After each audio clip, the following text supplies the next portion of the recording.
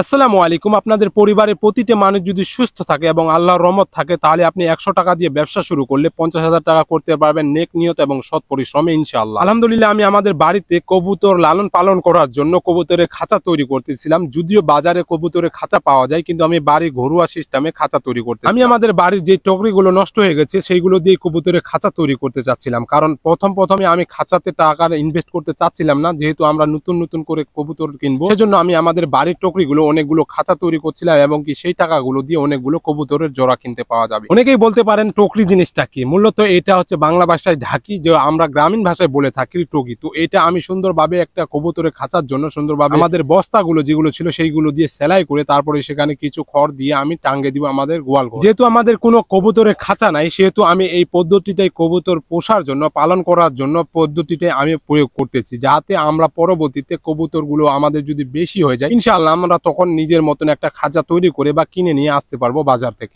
অনেক মানুষ অহংকার এবং নানা নানি দাদা বা বাবার পাওয়ার নিয়ে অনেকভাবে জীবনযাপন করে, আমি সাধারণ মানুষ হিসাবে আমার জীবনযাপন করতে চাচ্ছি ইসলামের উপর দিয়ে ইনশাআল্লাহ। তাই আলহামদুলিল্লাহ আমার এই ছোট্ট পরিকল্পনায় আমি সৎ এবং সৎ নিয়তে আমি আমার এই পরিকল্পনা বাস্তবায়ন করার জন্য সর্বোচ্চ চেষ্টা করার জন্য আপনাদের কাছে এই বিষয়টি আমি শেয়ার করতেছি। যদিও পশু এবং পাখি যে কোনো লালন পালন করার জন্য অনেকটা ধৈর্য এবং অনেকটা শান্তশিষ্ট থাকতে হয় এবং অনেকটা প্রচুর পরিশ্রম করতে হয়, সেটা স্বাভাবিক। কারণ এমন জামানায় প্রতিটা ছেলে, ইয়ং বয়সের ছেলে পেলে কাজ করতে চায় না এবং কি এই কাজগুলোকে তারা একেবারে দুই চোখে ঘৃণা করে, সে যেই পজিশনে হোক না কেন, কোটিপতির ছেলে হোক বা গরিবের ছেলে। আলহামদুলিল্লাহ টকরিগুলো বা ঢাকিগুলো আমাদের প্রায় একেবারে নষ্ট ছিল, সেগুলো একটু হালকা মেরামত করে বস্তা দিয়ে আমি আমাদের গোয়াল ঘরে টাঙ্গে দিচ্ছি। কারণ আমি বাইরে টাঙতে চাচ্ছিলাম, যদিও বাইরে সেরকম ছাউনি ছিল না বৃষ্টির কারণে বা বৃষ্টি পড়তে পারে, সেজন্য গোয়াল ঘরে প্রথমত আমি সেগুলো টাঙতেছিলাম কবুতর রাখার জন্য। তাছাড়া এখানে যেগুলো বিজি বা অনেকগুলো ভাঙস, শিয়াল, এগুলোর জন্য অনেকটা ক্ষতিকর হতো বাইরে যদি দিতাম, সেজন্য আমি ভিতরে দিয়েছি। তার জন্য ভিতরে সেফটি থাকবে এবং ঝুলানো থাকলে সেগুলো আক্রমণ করতে পারবে না। যদিও নতুন বাড়িতে বা নতুন কোনো জায়গায় কবুতর গুলোকে লালন পালন বা পোষ মানার জন্য অনেকটা কষ্ট হয়ে যায়, কারণ পাশের যদি কেউ কবুতর লালন পালন করে সেগুলো কবুতর ওখানে উড়ে চলে যাওয়ার অনেকটা সম্ভাবনা থাকে এবং কি সেই কবুতর যদি অন্য মালিকের কবুতরের খাঁচায় গিয়ে জোড়া ভিড়ে যায়, সেখান থেকে ফিরে নিয়ে আসাটা অনেক কষ্ট হয় এবং কি মালিকও অনেকবার দেয় না। এটা অনেকবার ঘটেছে আমার সাথে। আলহামদুলিল্লাহ সবগুলো টকরি ভালোভাবে মেরামত করে আমাদের গোয়াল ঘরে ঝুলিয়ে দিলাম। সেই সঙ্গে সঙ্গে বাড়ির যেহেতু কাজ, বন্ধু বান্ধব, ছোট ভাই সকলে এসে আমার সাথে আড্ডা হয়েছিল। দিনের কাজের একটু অংশ।